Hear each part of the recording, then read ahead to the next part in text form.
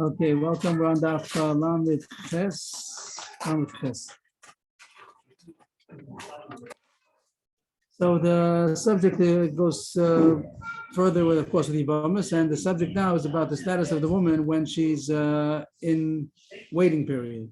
Shomer means like to wait. Vaviv shomer sadavor, when you're waiting. So her husband died without children, and she has a brother-in-law, but she didn't yet do yibum. That's called the status of shomer yavam.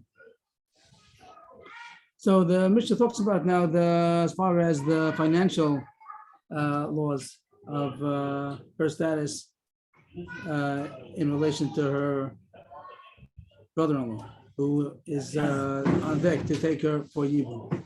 So the first part of the Mishnah talks about this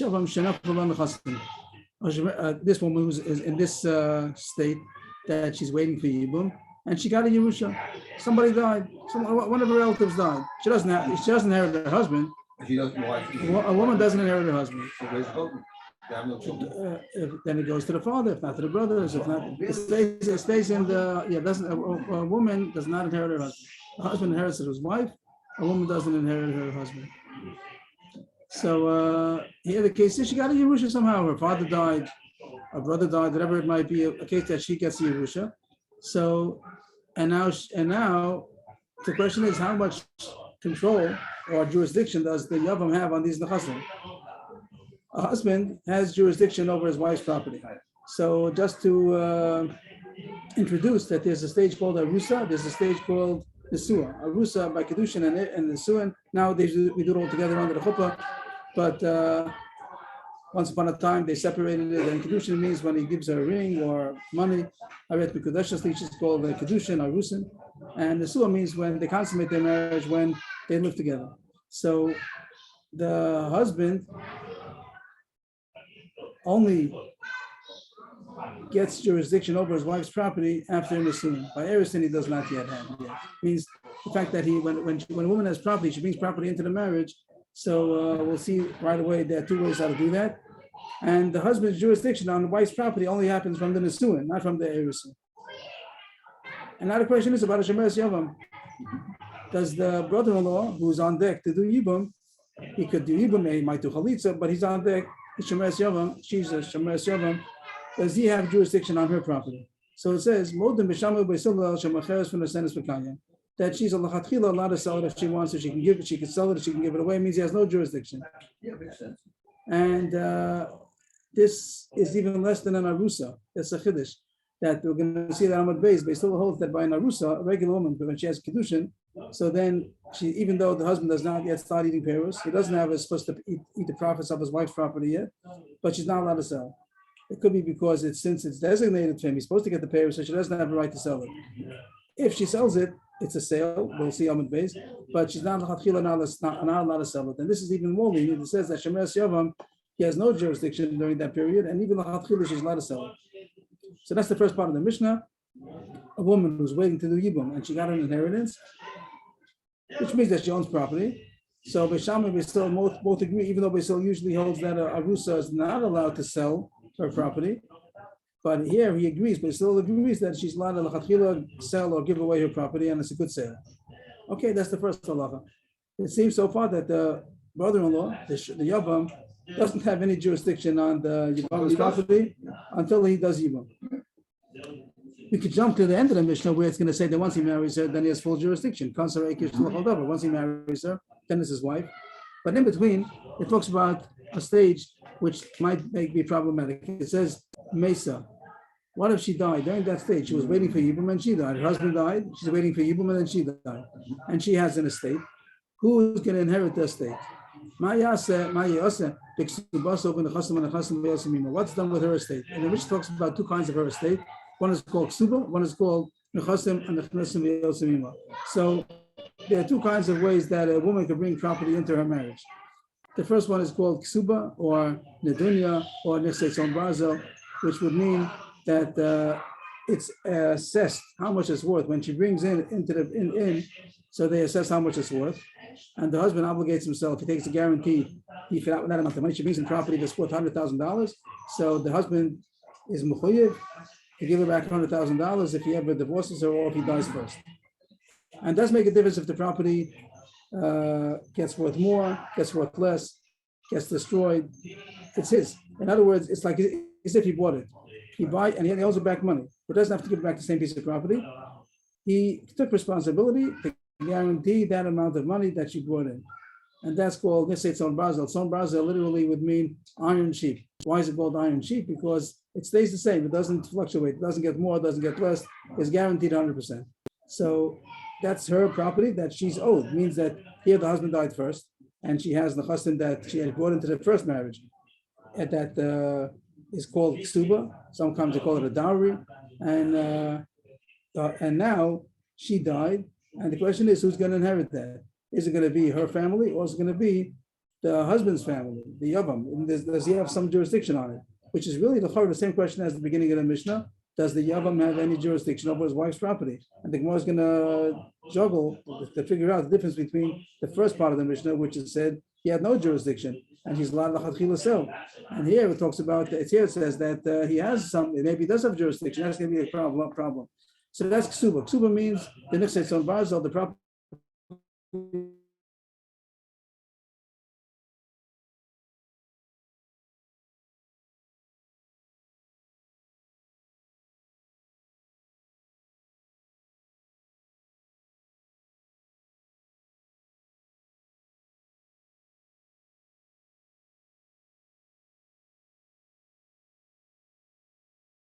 Leaves the marriage either because of divorce or because of widowhood, it goes back to her. And if it's worth more, it's worth more. It's worth less, it's worth less. As long as they're married, he has the right to get the payros. The reason why it's called malug, they say malug is like to pluck. When as our Oswald translates it on the bottom, that they say when you have a chicken and you put it into boiling water, the hairs come off, and that's as if to say the principle stays the same and the profits come off. That the husband has the right to eat the profits. But anyway, that's called the property that comes in and out with her. The first one, the ksuba doesn't go out with her. It comes into the marriage and it stays there. Just the husband obligates himself to pay the value, and that doesn't fluctuate. But the chasam and the chasam means that it comes in and it goes out. When she comes in, it comes in with her, and it remains hers, and husband's not allowed to sell it. And then when it leaves, it goes out with her. And during their marriage, she's allowed to have payers from it. But anyway, the question is, in short, when she dies, who inherits her property?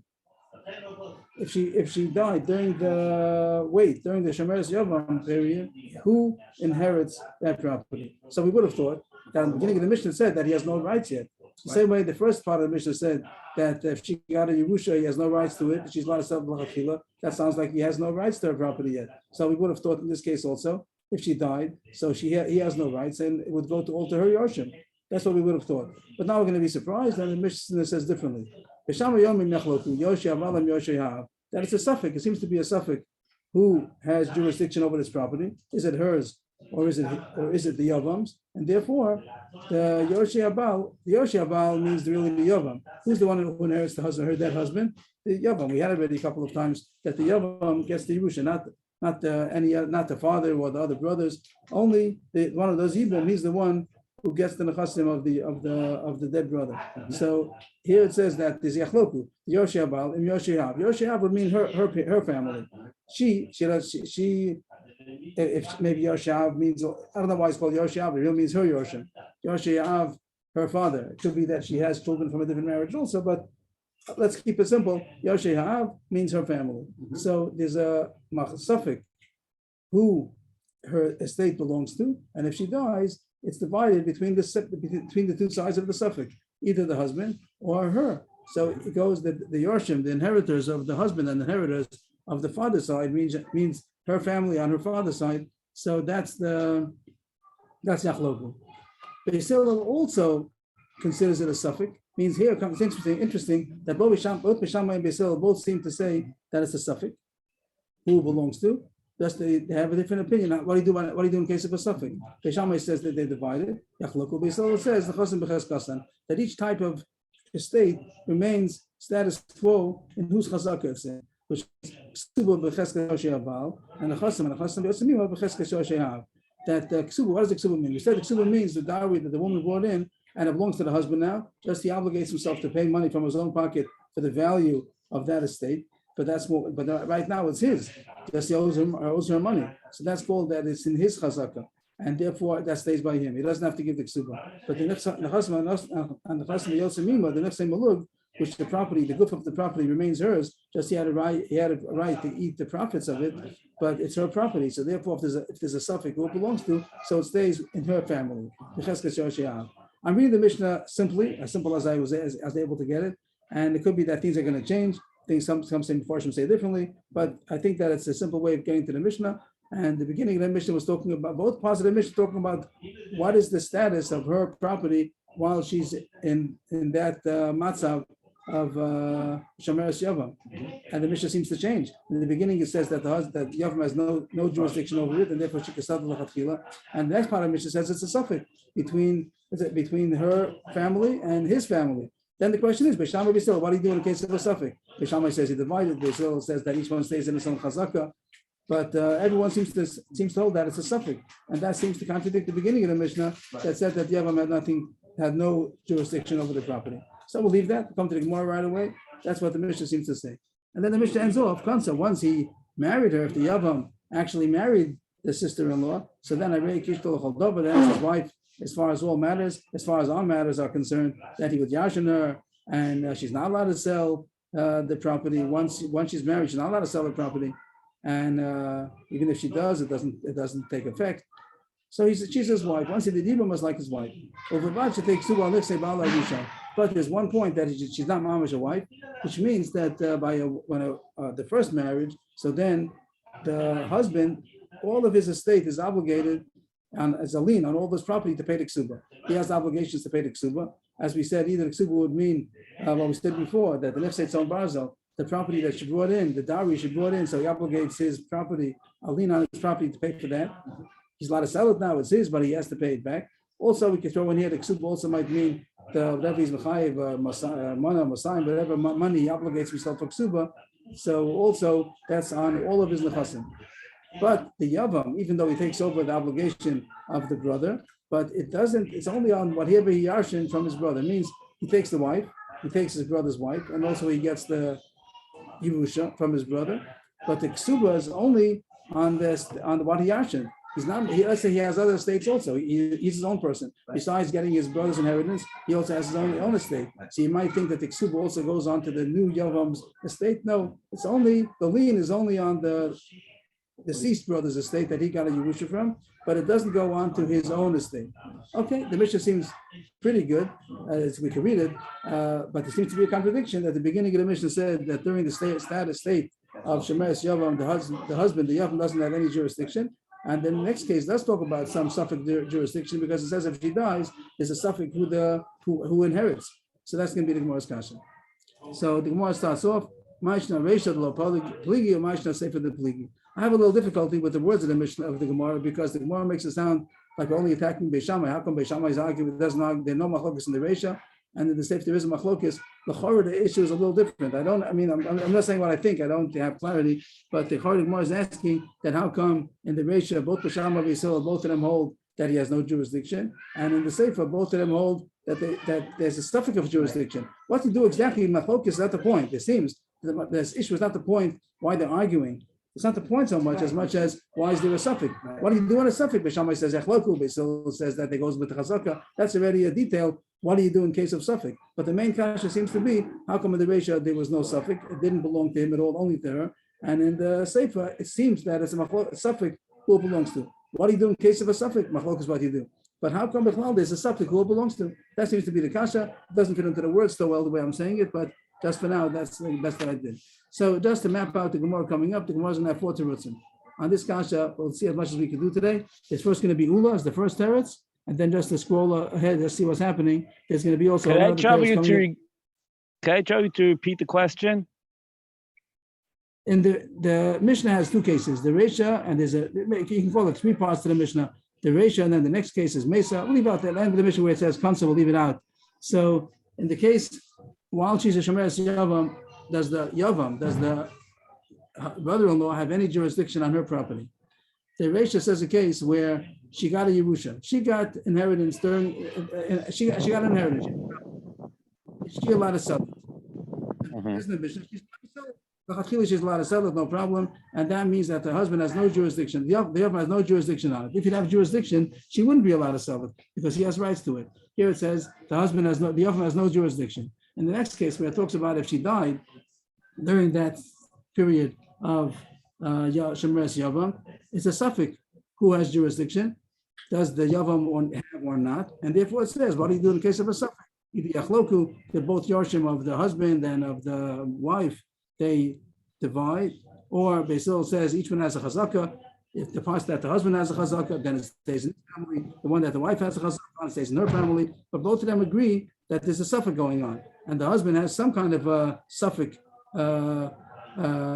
rights to the nechasim. That seems to be a contradiction. How come in the Reisha the husband has no jurisdiction over the property, and in the Sefer there's a suffix about it? So we'll see. Ula is the first teretz. And then the second teretz is going to be down halfway of Amud Beis. There's going to be Rava. Then the bottom of Amud Beis is going to be Abaye, a third teretz. And then on the top of the next page is going to be Rava, a fourth teretz. So it'll be four teretzim how to reconcile the Mishnah. So we start. Amar Ula, Reisha the Nafla Kishi Arusa, the Sefer the Nafla Kishi Nesua. How much was she married to the first husband? It doesn't say in the Mishnah how much she was married to the first husband. Was she only an Arusa and the husband died? And we had the halacha that even if it's only Arusa again, we have to forget about what they call now Arusa, which means engagement. That's nothing. We're talking about that there was Kedushin already. So the halacha is that even if the husband dies out of Kedushin, he didn't yet consummate the marriage. Also, his wife would fall to Yibum, to his brother. There's such a thing as a yevamos shenaflam kishi Arusa. She only was an Arusa to the first husband and her husband died. And then there's also a case of a woman who's fully married. She's already in the marriage and her husband died. That's called that she fell to Yibum from Nisuin. So Ula says that you have to divide the Mishnah. It doesn't say, there's no remez. You have to say that the beginning of the Mishnah is talking about that she was a Shemeres Yavam only from the state of Erisin. And the second part, when it says Mesa, that there's a suffix who the husband has jurisdiction, is because she came into the Yibum out of the state of Nisuin. She was already fully married to the first husband. And the Gemara is going to explain how each part of the Mishnah unfolds. Just the Hakdama, that the Gemara is going to say it, unless we just say it ahead of time, that by Erisin, the Machlokes B'Shamai B'Hillel, if the wife is allowed to sell her property. In Nisuin, she's surely not allowed to sell her property, and even if she sold it, it doesn't take effect. But by Erisin, there's a machlokes if she's allowed to sell her property, and it's going to say everybody's masking if she did sell it, the evidence is going to take effect. But they still says l'chatchila she's not allowed to sell it. And here it says that if she's a shemeres yavam out of Erisin, that makes it a bit less. The connection she has to her brother-in-law is a bit less than she had to her husband. When she when she was still an arusa to her husband, she was not allowed to sell the property. But now that her husband died and she's only in the state of yibum, she didn't do yibum yet. So then it goes down a little bit, and that's why it says that she's allowed to sell. The next part of the Mishnah Mesa is going to be talking about she's already in the Nesua, that her husband died after he consummated the marriage. So then the husband would have had full jurisdiction, and now, but by the other, it's a suffix. It's a suffix how much jurisdiction he has. So he reconciled the beginning and the first case and the second case. The first case is because she only was a shemeres yavam out of Erisin, and the second case is shemeres yavam out of Nesuin. That's how the Gemara reads now. Ama'ula reisha the nafla kishi arusa. She fell to the yibum out of Erisin, and Sefer the nafla kishi Nesua. She fell to the yibum out of Nesuin, state of Nesuin. Because Ula zikas arusa owes a suffix arusa, and zikas Nesua Amud Beis owes a suffix Nesua. That the obligation to the brother-in-law, to the yavam, is a suffix, means it makes it less. It's less than it would be if it would have been to the husband. So when she was in arusa, there was a certain status to her husband, and then he dies and she falls to the yavam. It's a bit less. So a suffix less. And the same thing by Nesuin. When she was already married to her husband, that's a certain status. And if he dies and she falls to yibum, to the brother-in-law, also it's a suffix Nesua. And he more explains. Sikas arusa, also suffix arusa. It's not a full-fledged arusa. She's not as much obligated to the brother-in-law as she was to her husband. About the arusa, if she'd have the status of being an arusa mamish, then it wouldn't make sense. But he still says that she's allowed to sell her estate. Modern Beisil Chimachas when it's at Senes V'Kayim, that the Mishnah say that Beisil would agree to Beishamai that she's l'chatchila allowed to sell or give away her property. But Tanan,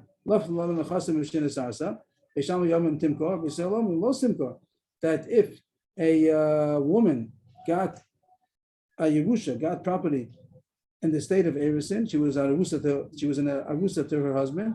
So Beishamai says she's allowed to sell lachatchila. That will be good. Beislo says she's not allowed to. Lo simcha, she's not allowed to sell. But the other, if she sold, they still agrees that it takes effect. Everybody agrees that if she did sell against the law, but it takes effect. But lachatchila she's not allowed to sell. How could they say by us that a shemeres yavam is allowed to sell lachatchila? It must be that it's only a safek arusa. It's less. It's downgraded. The obligation to the yavam is not as much as it was to the husband.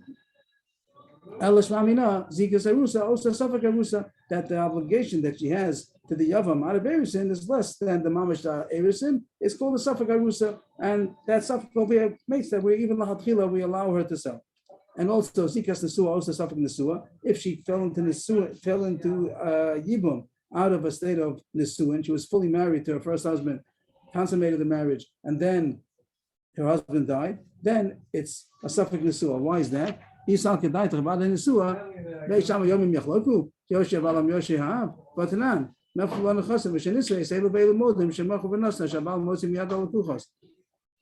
could have asked simply that Tais points out that the Gemara could have asked, then it wouldn't be a safek if a zikas yavam out of nesuin would have been as strong as the nesuin, then surely the husband inherits her. The Gemara means to ask that it wouldn't be a machlokes or a safek. Beishamai says it's a safek yachloku. Beisol says the Gemara doesn't talk about that, but Beisol also says that the chasam becheskasan is if it will be like a regular husband out of nesuin, so surely he inherits her. If the wife died out of nesuin, so then the husband inherits everything. The fact that it says here that it's a safek, it must be that the zika, the obligation to the yavam, is less than it was. It's a safek what it was to the husband. So therefore, if it would have been a full marriage, then it would have been he would have yashned her. But here it's a safek. So therefore, what's a safek? What are you doing in a safek? Is somebody says yachloku, Beisil says the chasam becheskasan. So, but the Gemara doesn't bring that. The Gemara brings not the din about Yerusha, but it brings this halacha she allowed to sell. So how could it say that Beishamai has a safek, and therefore they have who yashns, and therefore they divide? But if a woman inherited an estate after she was already fully married to her husband, that she's not allowed to sell it. And even if she sells it, the husband could take it back. That the woman is not allowed to sell the property, that's her estate, after she's in marriage. And if she did, that the husband's even allowed to take it away from the buyers. He could say that it's not a deal. She has no right to sell it.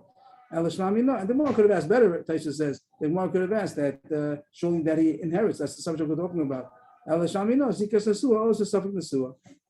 the obligation to the yavam is less than it was to the full husband. The full husband he would have yashned her, and now that it's he died and it's in a state of yibum, as the shemeres yavam, so that's a safek, and that's why when she dies now, who inherits her? Beishamai says that it's a yachloku. Beisol says that it goes each one to its chazaka. This was the first shot. This was a Ula's shot to explain the Mishnah to reconcile the Reisha and the Seifa. The Reisha is talking about that she died out of a state of erisin. He died. The husband died out of a state of erisin, and the Seifa is that the husband died out of a state of nisun. That was Ula's shot. The Gemara continues. The Rabbi has a problem. Amalei Rabba, the miflegi begufo lachamisa liftaku b'chayya or peiros. How if that's the point of the Mishnah? So why did they have to say the Sefer is talking about that she died? The Sefer says she died. Who inherits? It could have talked about that she's still alive, and the question is, does the husband get peiros? We're saying that we're saying that the issue of the Mishnah is that zikas nesuin is a safek nesuin. What do you do by a safek? So it could have spoken about when does the yavam start eating peiros? Is it like a nesua or not? So instead of talking about the guf of the principle of the estate, and after she died, who inherits it, it could have spoken about in her lifetime. She's still living. And when does the husband start eating peiros? That'll be a safek. And Rashi says, what will we do in a safek case? In a safek case, we'll have machlokes. Beishamai will say that they divide, that the husband, the yavam, and the woman will divide the peiros. And Beisil will say, and therefore he has no right to get the peiros because she has the chazaka. But the issue should be the same issue, that it's only a safek. The Reish is talking about she died from erisin, so therefore the husband has no jurisdiction. And the Seif is talking about that he died out of a state of nesuin, and therefore it's a safek. So why talk about after she died? You could have spoken about a case when she's alive. Also, why jump to the case that she died? So Rabbi is going to say different terms. the Mishnah is only just talking about that the husband died out of a state of Nisuin. Don't say the Reish is talking about Erisin and Zikas Nisuin. Zikas Nisua, Oysa Sefak Nisua, and it is a Sefak Nisuin even in the Reisha. So the question was, how come in the Reisha, again, what was the Reisha? She inherited property during her state of Shemeres Yavam, and the halach is that she's allowed to sell it to Chatchila. The Yavam has no jurisdiction. Why does he have no jurisdiction? Right away, the Mishnah says that there's a suffix if he has jurisdiction during that state. So why should there be a difference to the Reisha and the Sefer, which is back to the original kasha of the Gemara? So Rav is going to offer a different terrace. Reisha, the E, Kaima, Avalei E, Badei, V'inu suffix. Or some say V'ihu, Inhu is plural, they. Some say Ihu, the he is the Yavam, is a suffix. Vein suffix Mosi Midei Badei. But Sefer, the Mesa, Allah the Bon Le Reish, Allah the Bon Le Reish, V'achloku. The Reisha is that she is alive still. That's what the case was. She inherited, and the question was, is she wants to sell it. Is she allowed to sell it or not? And he wants to know if he has jurisdiction. The Yavam has jurisdiction, and she's not allowed to sell it. So it says she's allowed to sell it. And the Sefer, we said that it's a suffix if he has jurisdiction or not. What's the difference? Because as long as she's alive, so then the Yavam has no rights, because that's called Ein Suffix Motzi Midei Badei. This is definitely her property. When she inherits property, it's definitely her property. And now the question is if the Yavam has rights to it or not. That's called Ein Suffix Motzi Midei Badei, that a state of someone who's only a suffix doesn't have enough right to take something away from a Vadai. She's a Vadai. This is Vadai, her property. And the question was, does he have rights to it? Ein Suffix Motzi Midei Vadai, and he doesn't get any rights. I think we're going to talk about that. But the case of the Sefer, where she died, so then the dispute is between her inheritors and his inheritors. So then there's no Vadai, no one's a Vadai. If it's his, it's his. If it's hers, it's hers. So over there, there's no, if it's her inheritors or their inheritors, but everyone's coming with a suffix. It's called a suffix. There's no one's coming with a Vadai. So therefore, it's going to be achloku. Or according to Bisham, it's going to be in the Chasam B'Chaskasan. But that's the Gemara's Yisod over here. Ein Suffix Motzi Midei Vadai. In the case when it definitely belongs to her, and the question is if the Yavam has rights to it, that's called Ein Suffix Motzi Midei Vadai. That's the end of the teretz right now. The Gemara is going to go into a side issue. Maybe it's going to come back to it's a Mishnah again. Before we go on to another two terutzim talks, I'll explain the Mishnah. I'll buy in Rabba. So does it make a difference? Does it make a difference if there's more than one brother? I don't think so. Why should there be a difference if there's more than one brother? She definitely, it's her property, right? It's her property. The question is if the Yavam or Yavamim, if they have rights to it. So what's the difference if there's one or many? Because there's more than one person have rights on the other side. But all of them will come equally. Yeah, okay. All of them are equal until one of them does Yivam. But even if there's only one Yavam, it's also going to be only a suffix. Even one Yavam is also only a suffix. If there are many Yavamim, so they're all in the suffix. But she's coming with a Vadai. It's definitely my property. And you, singular, or you, plural, Yavamim, you don't know if you have any rights to it. So Ein Suffix Motzi Midei Vadai, and she wants to sell it, she's allowed to sell it. I did find that there's a gersa that says Ihu instead of Inu. Even though it says Inu, it's not nothing to do with the day. It's even one Yavam. So I don't know why it says Inu. Because I mean, if she dies, then there's a on her side there's only one Yerusha, and on the other side there's different possibilities. And I don't see the difference because again, if there's a suffix, if they have rights, so and her Yerusha also have a suffix if they have rights, so it's still going to be a suffix and a suffix on both sides. When she's alive, then she's the Vada and they're the suffix, and if she dies, so then everyone's a suffix. Maybe I'm not understanding fully, but let's say there's a bigger suffix if there's more than one brother. That's only going to be between them, like how they devise. It's not even a suffix as much as who's going to do the Yibum. That is no one did Yibum over here, and she died, right. So then they're all the same. Okay, the Gemara goes on to a side point. We're going on a cruise. We just said that Beishamai also holds Ein Suffix Motzi Midei Vadai. So I put in parentheses till the bottom of the page, and we'll see if maybe it's part of it has to be out of the parentheses, but the Gemara is going now on a cruise. Is it true that Beishamai holds Ein Suffix Motzi Midei Vadai? Beishamai Ein Suffix Motzi Midei Vadai. I have a kasha that seems to say Beishamai says suffix is Motzi Midei Vadai. That even a suffix is on equal footing with a Vadai. What's the case? But Tanan. Of course, it doesn't mean that the Vadai says that you're wrong. He says that I definitely have rights, and you don't know if you have rights. So therefore, there's no game. and I get everything. So therefore, the wife, the woman here is allowed to sell the property because she definitely, it's her property, and the Yavam doesn't know if he has rights, so she's allowed to sell it. Was a kasha, but a new case, nothing to do with anything we learned. Interesting case, of course, in Mishpat. Very well, interesting what we would say about it.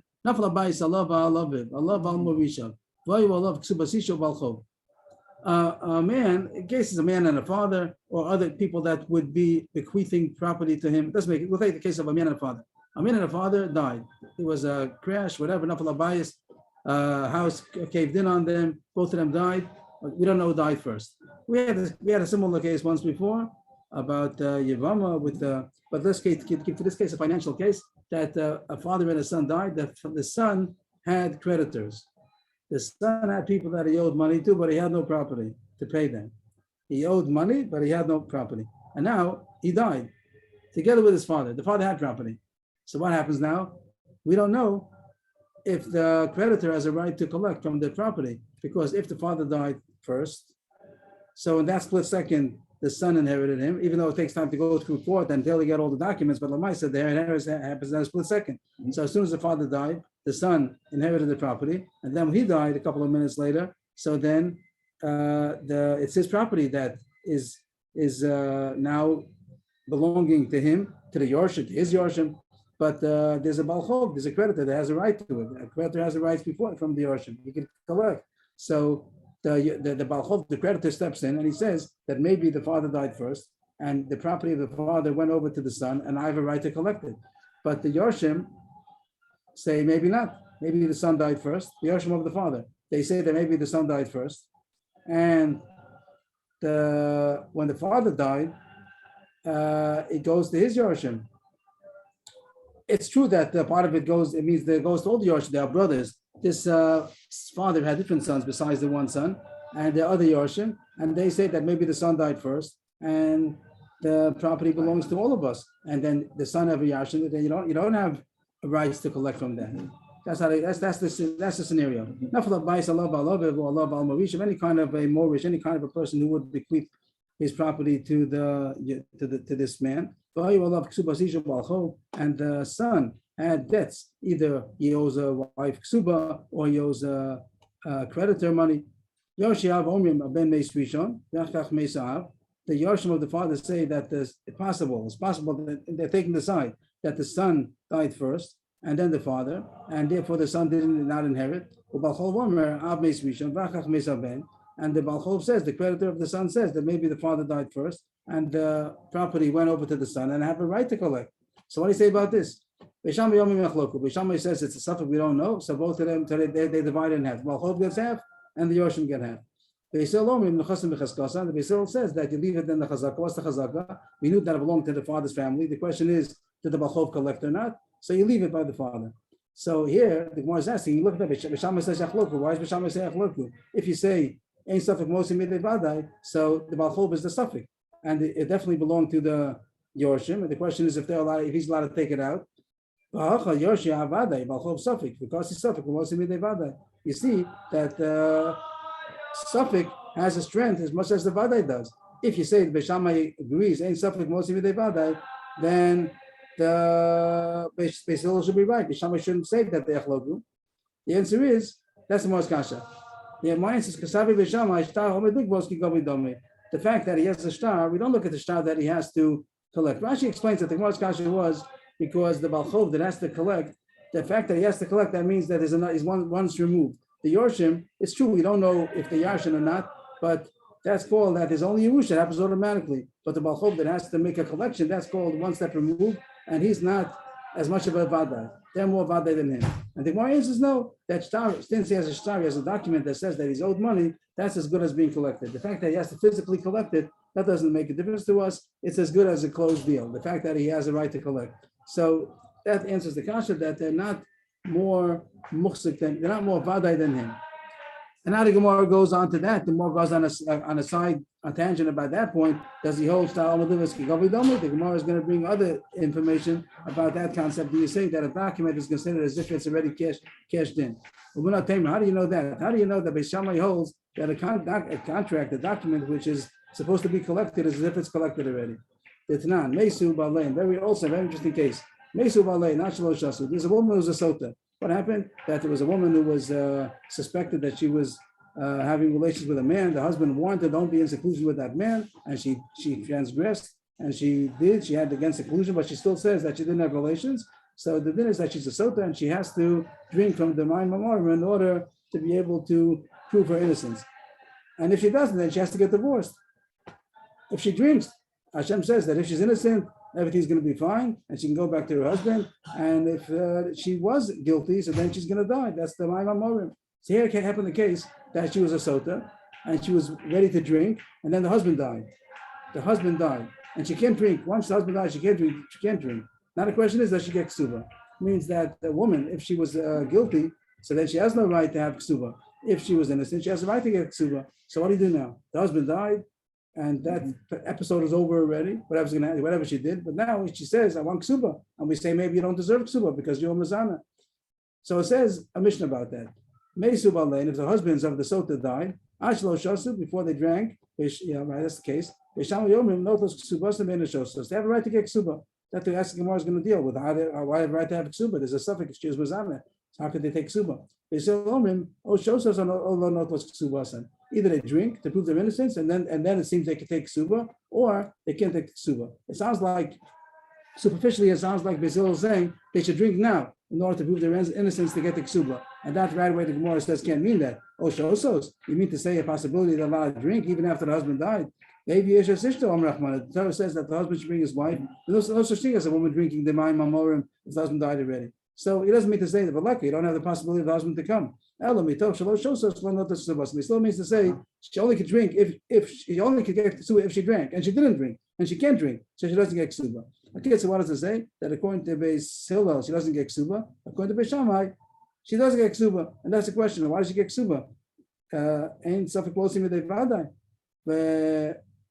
The suffix who suffix zanoi suffix lo zanoi because he suffix closely with the vaday. Same kasha would arise here also. How is she allowed to get ksuba from the family? That's maybe they definitely own the ksuba. The husband's family owns the ksuba, and now the question is if she has a right to get it. So you should say ain't suffix closely with the vaday. It must be that the fact that she has a star, she has a mechuyavut, they're mechuyav to her to give her the ksuba. That's as good as collecting. You don't look at it that it's once removed. The fact that she has to collect it.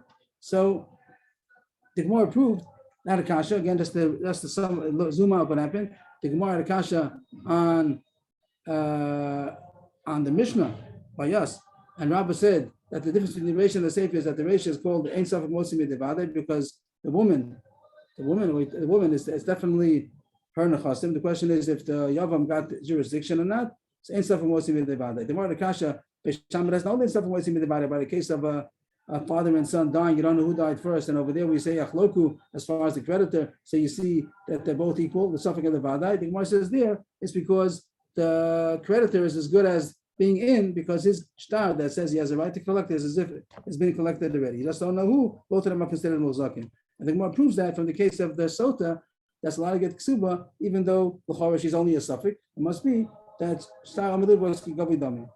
The Gemara is the kasha v'abaye lois v'meha. Abaya, who didn't notice teretz. Abaya didn't know the teretz. Here was Abaya. Over here, a few lines before it spreads. Esvi Abaya. Yes, the kasha on Beis Shammai and some Moshe Midei, and the teretz to that kasha was Shtar and Lewis Gavi Dami.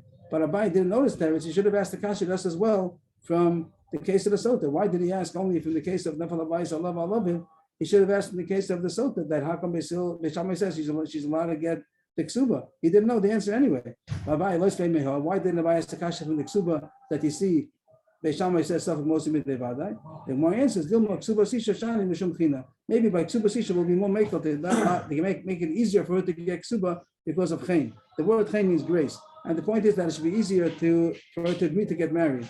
The point that if it's hard to collect the ksuba, there'll be more hesitation for her to get married. If she knows that the ksuba is easy to get, if she'll need it, so it's easier for her to get married. So first talk about what does chen mean. Does chen mean that the men will find grace in the eyes of the woman, or the woman will find grace in the eyes of the husband, whatever that means. But the point is to say that we make it easier for a woman to get ksuba it's good for the marriage. It's good for marriages that the woman should have easy accessibility to get the ksuba. That's why I didn't ask the kasha, but the Gemara does bring it as a proof that there will be a kasha. How come she has the right to get the ksuba? And also the Gemara says that's also a right. And now the Gemara goes back to Abai in general, the losve ksuba the masnisen. Abai had a kasha on Rabbah. Rabbah said in Safek Mosim Midevadai, and that's the reason. Let's go back to the Mishnah a second. That's the reason in the Mishnah that it said that the first case that she has an inheritance, that she has a right to sell it. So we said in Safek Mosim Midevadai, she has a right to sell it. I'm sorry, just adjust something here.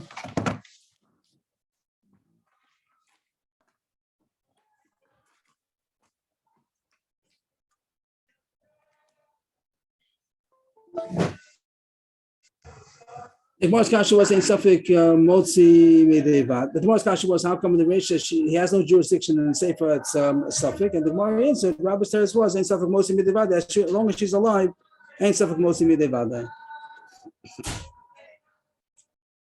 But the Gemara is now asking that he should ask in the Sefer. That's good as the Reisha, and in the Reisha she's in Safek Motzi Medevad. And also by the Nechasam and Yotzimima, there the Gemara also would be happy. That's called a suffix. Suffix is suffix. Once she dies, then it's a question between the Yorshim of her Yorshim and the husband's Yorshim. But the more is bothered by the ksuba over here. The ksuba, it seems Beishamai says over here also yachloku, and the more is going to ask. That's also a case of ben suffix mosim midevada. What does ksuba mean? We said that it means next day it's on barzel, that it's the husband when the marriage happened. The husband gets her dowry and he owes her money, but it's his money. He has to pay from his own pocket now. So that also should be ein suffix mosim midevada. That is his money. Again, that means that the property still belongs to the wife. And now the question is if she died, who inherits? But the ksuba, the Gemara understands that since it's Mamish's money, he owes money. He has to shell up money from his pocket to pay for the ksuba. So the Gemara is asking if you hold the stuff in Moisim Badai, so then here too the husband should get everything. How come Beishamai says yachloku? That's the most kasha now.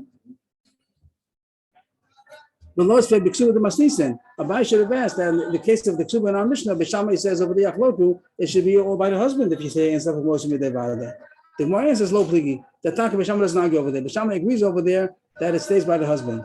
But the Gemara says Mishnah doesn't say that. The low, he doesn't argue. But Tani, read the words. It says Meisam Yasa b'ksubasa. Here's the word b'ksubasa. What do they do with the ksuba?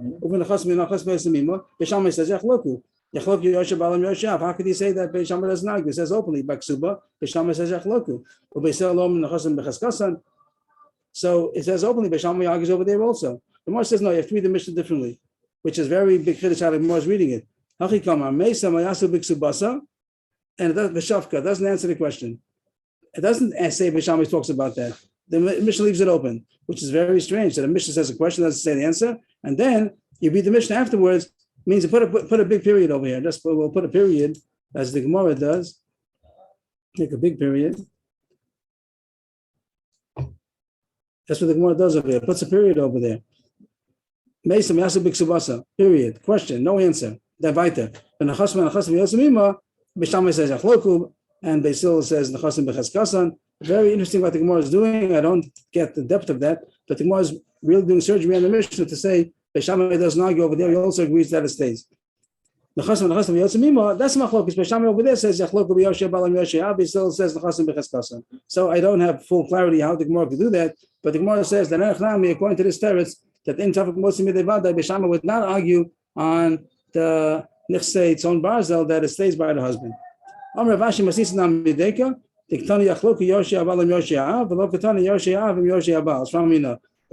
Ashi seems to be backing up this teretz that Beishamai is not arguing on the case of the nichsei son barzel, because whenever you say that he divides within yachloku, some A with B, so it sounds like B is the primary, and also A comes into the picture also. So the fact that it says yachloku yosheh balam yosheh, that sounds like the yosheh are the primary inheritors, and also the yosheh baal also have a right to get half.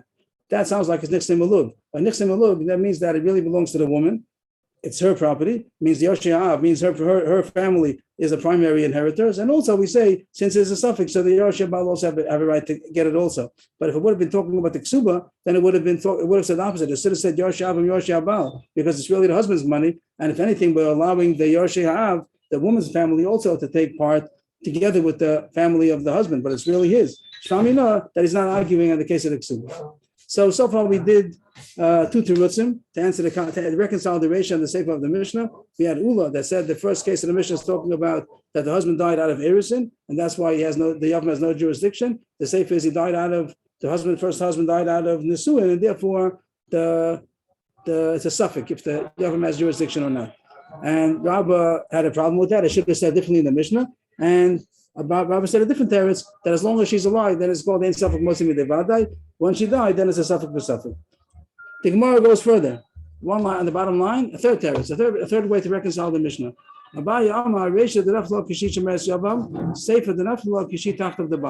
When did she inherit? Now the Gemara is saying a third teretz now. When did the wife get this estate? In the Mishnah, it said,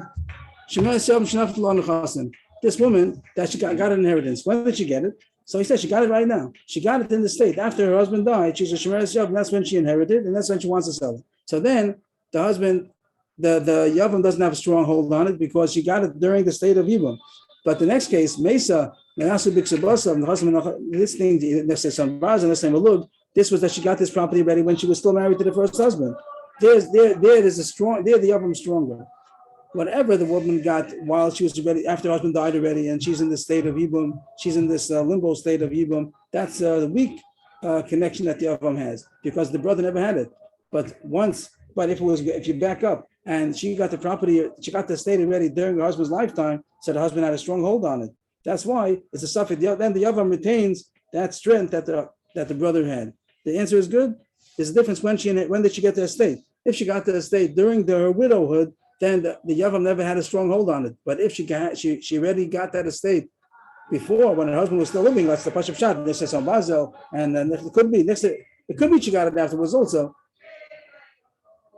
No, I guess not. The words itself maybe mean that. That's the husband that she had already while the husband was alive. So then the Yavam is stronger. Those are the words of Abaye. The Reish is talking about that she got inheritance when she was Shemesh Yavam already. Her husband already died. But the Sefer is she got this estate when her husband was still alive.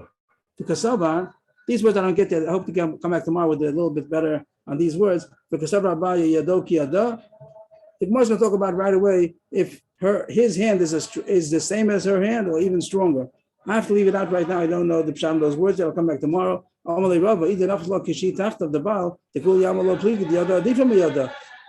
doesn't like this pshat. If it would have been, it wouldn't be in machlokes then. If it would have been that the Sefer is talking about that she got the property when the husband was still living, then there wouldn't be machlokes. I have to come back to these three lines, but we'll go further now. He says the whole Mishnah is talking about that she got the property in the state of Yibum, not definitely when the husband was alive. So we need a teretz. Now this is going to be the fourth teretz. The fourth teretz to reconcile the Mishnah.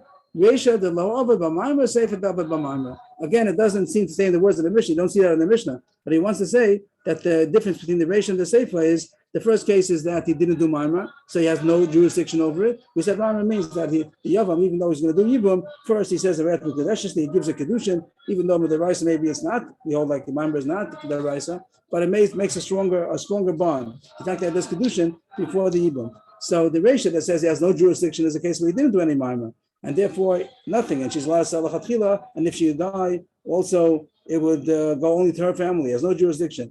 But the case of Mesa is talking about a case where he did Maimah. It's very much pushed into the Mishnah. You don't see any grammars of this. But this case is talking about that once he did Maimah, then it's already a suffix if he has jurisdiction or not. And that's why there's a Yachloku over there, or the Chasim B'Chazkasan. That's Reisha the love of Bamaimah, Sefer David Bamaimah. Because Sefer Rabba, Maimah L'Beisham Yosef Vadai Arusa, the suffix Nesua. We had already what Beisham holds about Maimah. We said that if there were two sisters, then he did Maimah to one of them before the other one. So then that's already, I forgot exactly the case. But once he did Maimah, Beisham says that it pushes away the tzara. Even though now, if both of them would be a chos ishto,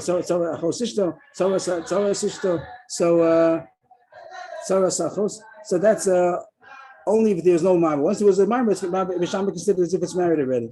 But that's makes it considered a Rusa. But Safek Nesu, as far as the case of a Yerusha, how much chus he has on the property, that's Safek. Bali Rusa Litchos B'Sara, as we saw earlier. The Safek Nesu, Lachlok B'Nechasim. That's why it makes it Yachlok over here, because it's a Safek. So, but he says the whole Kiddush is not with Mimer. The Reish is without Mimer, the Seif is with Mimer. Itma Mishmei the Rabbi Lazar Kavasi the Rabbi, Itma Mishmei the Rabbi Yossi, Rabbi Chanina Kavasi the Rabbi. We had two from just now. We had Abaya said the on the bottom of the page about when did she inherit this property, and Rabbi was teres was if there was Mimer or not. And now we have the same machlokas. Abaya and Rabbi is a machlokas here between Rabbi Elazar, the Amora, and Rabbi Yossi, Rabbi Chanina. That Rabbi Elazar said like Rabbi, and Rabbi Yossi, Rabbi Chanina said like Abaya. But the most contradiction in Rabbi Elazar. Rabbi Elazar Hachi like Rava about Mimer. That he says that Mimer doesn't do anything; it only makes that the sorry. And here he's saying that it makes the Safek Nesua. This was also a similar sugi before in that test. The Gemara spoke about what does Mimer do according to Rabbi Lazar. So he says over there, and here he's saying it also makes the Safek Nesua. So switch it around. Who said what? That Rabbi Lazar holds like Bayis Teretz and Rabbi Yosef, Rabbi Chanina holds like Rabbi's Teretz. You're right. Rabbi Lazar can't hold like Rabbi's Teretz. Even by saying leave it the way it is, it's also good. I didn't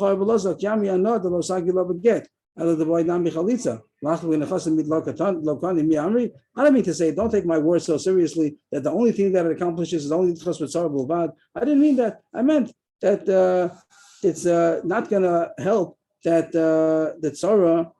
That's not going to help. That now they're married, the Mimer is going to help that after he does Mimer, that all you need is a get now, it's a full marriage. No, but he's also going to agree that you need Chalitza also. But I didn't mean to say anything else that to exclude anything else. It could be that it does make a suffix in the Nechasim. Amra Papa, the Yukad Masnisin Kabasi Abaya, the Africa of the Kasha Mesa. There's going to be a problem with Abaya's Pshat. It's going to be later on. The Gemara is going to be on the kasha in a few lines later. It's going to bring down 3 lines later. I'll the kasha mesa. There's a kasha from the word mesa in the Mishnah that's against Abaya, but still the diak of the Mishnah is mashma like Abaya. Abaya's teretz again is it talking about when did she inherit it? Diktani nechasim and nechasim yosim ima. My nechnas numa yotzin lav nechnasim l'rishus habal v'yotzim m'rishus habal l'rishus ha'av. I didn't do this yet. Let's see Rashi together. Let's try to finish off. Rashi says, the Sefer that the Sefer is talking about that she got it originally when she was still married to the husband. Because it says, Yotzin Rishos Habal Kishem Mesa, Alma, the Naftallah Tachas Bala. The fact that it says Nechasim the Yotzin, what does Nechasim the Yotzin mean? That it left. Rishos Habal Kishem Mesa. I don't get it. I have to see this tomorrow still, just to finish off. The kasha mesa, something is against it by his pshat. The mitzvah gufa, lachamisa, liptagu b'chayel, the peres v'sulam bidi. That the worst kasha earlier also. This is Rabba's kasha against Ula. The worst thing the kasha is also against Abai also. That if Abai is right, the question is when she inherited it, and the inheritance that she got during the husband's lifetime is stronger than if she got something during the shemeres yavam. So then it could have talked about even if she's alive, and when does he get the right to eat peres? When does the shemeres yavam get? When does the yavam get the right to eat peres? It did have to talk about that after that she died, but the Gemara does like a bias chart. So I just have a small chart just to summarize what the Gemara said so far. Let's see the. I'm not sure if this is showing up. 1 second. Is this showing up on the screen? The chart? No. No. So let's do it again. Yeah. Okay. Here it is. So this is just a chart of the Gemara's 40 roots. In the Reisha, the Mishnah was by Shemeres Yavam. The Reisha says that it's considered in hers jurisdiction. The husband, the Yavam has no jurisdiction, and the Sefer spoke about when she died. And over there it says that the Nechasim is a suffix. That was a contradiction between the Reisha and the Sefer. On this kasha we have 40 rootzim: Ula, Rabba, Abai, and Rabba. Ula said that chiluk was if she became a Shemeres Yavam out of a state of Erison with the first husband. So then the Yavam doesn't have anything on it, then any jurisdiction. And the Sefer is that she's already married to the first husband, and the Frol Nesuin, and then he died. That's when the Yavam has a suffix jurisdiction on the property. That was Ula's teretz. Rabbi's teretz was that everything, all these are going to talking about that the Shemesh Shavman and Nesuin, all these, what he said over here is the Sefer. All these other Amoram say that the Rish is also talking about Shemesh Shavman and Nesuin. Rabbi's teretz was that as long as she's alive, so then it's up mostly with Devada, and therefore she has full rights, and the Yavam has no rights, only a suffix, so ain't suffix mostly with Devada, and by the Sefer, that when she died, then the Yorshim is a suffix and a suffix. Abay's teretz was that the Rish is talking about that she got her estate while she was a Shemeres Yavam, so then it's a weak hold that the Yavam has on the Nechasim, and therefore it's all in her jurisdiction. The Sefer is talking about the Nechasim that she got while she was still married to the first husband. That's why the Yavam is stronger. And the last teretz Rava was the Sefer is talking about he didn't do Maimer, the Sefer is talking about but he did do Maimer. That's why there's more strength to it. Just to summarize the four terutzim. The Gemara goes a little bit further. The Mishnah ends off,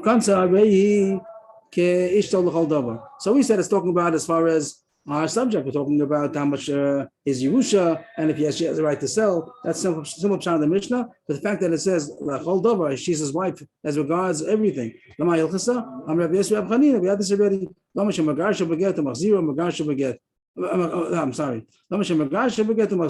That now, once she's married, so then if he wants to divorce her, he does divorce her. He doesn't need chalitza. The chalitza issue is over. Once he does yibum, if it's a full marriage now, and if now he's a regular husband wife, if he wants to divorce her, all they need is a get, and they don't need the chalitza. And also machzira is allowed to take her back again. That means that even you don't say that once he did yibum, so now if he's going to divorce her, you can't take her back anymore because now it's going to be a brother's wife. Once upon a time was your brother's wife, and it's us without yibum. No, once he took her, so it's his wife, and you delete the history, and now you'd be allowed to marry her a second time also. The Gemara says, of course, all you need is a get what they're married already. Why should you need chalitza?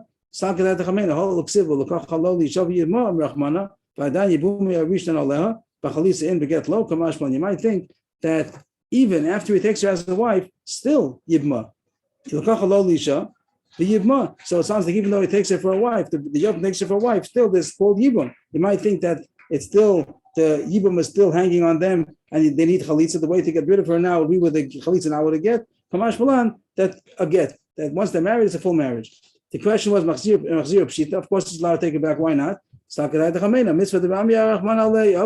He did the mitzvah of Yibum already. So now, once he did Yibum, and now he divorces her, so he can't take it back anymore because it's his brother's wife without the mitzvah. You might think that now he's not allowed to take her back because it'll be considered a brother's wife without the mitzvah. Kamash Malan, he's allowed to take her back. But now it's not a good kasha. He shouldn't be allowed to take her back anymore. Now it's going to be a brother's wife without a mitzvah. That those words that he takes her for a wife, that's coming to tell us it has a din of a full wife. Once he married her, it's his wife, and now he's allowed to divorce her with a get. He's allowed to take her back again. Also, you don't say that it's a brother's wife without the mitzvah. And the last words the Mishnah said, that it says that even though he's the husband, he's the new husband for everything, but usually ksuba is on the husband's whole estate. And here we say that the lien on the yavam's estate is only as much as he got from his brother. As much as the Yerusha that he got, then the state of the ksuba, the lien of the ksuba is on the estate that he got from his brother in the Yerusha. But if he has more nechasim, it doesn't go on that. My time, how come his estate is not obligated to the ksuba? They gave him a wife. Means he didn't ask for his wife. This is his brother's wife, and Hashem put it on him because his brother died without children. So he's not obligated from his own property, only from his brother's property. But the Gemara does add on the less layman arishon tekin le misheni kadesh lo take kalabena votzi. This seems to be more than the Mishnah said. The Mishnah said that there's no ksuba on the second brother on the yavam. But now it says if he has no nechasim, so then there is a takanas chachamim that she collected even from the yavam also, in order that it shouldn't be easy for him to divorce her. In general, we say that ksuba is in order that the husband shouldn't be easy to divorce her because you have to pay out. So we want that to exist also for the yavam also, that he shouldn't divorce her easily. So if there is no nechasim from the first brother's estate, so then we do say that the yavam is obligated to pay ksuba from his own estate also. So I don't know what it means that the Mishnah says that it's not, then the Mishnah says that it is. As long as there's nechasim, okay, so there's no difference to him. So what's the difference to him if we do obligate him to give him the brother's estate as long as he has it? So then I don't get I don't know what the Takana is doing more than against the Mishnah. The Mishnah says that there's no obligation to Ksuba, only from the brother's estate, and then the Gemara says if he doesn't have, so then there is. So, and I didn't get clarity in this yet. Maybe it'll become more clear tomorrow. Yashikar, everybody. Thank you. This took I never knew, and in my notes it was all blank. So in the course of the tzibur, I got a little bit better than last time. I hope that it was semi-understandable. And Bez Hashem will continue more and more. Yashikar, good morning. Thank you. Thank you.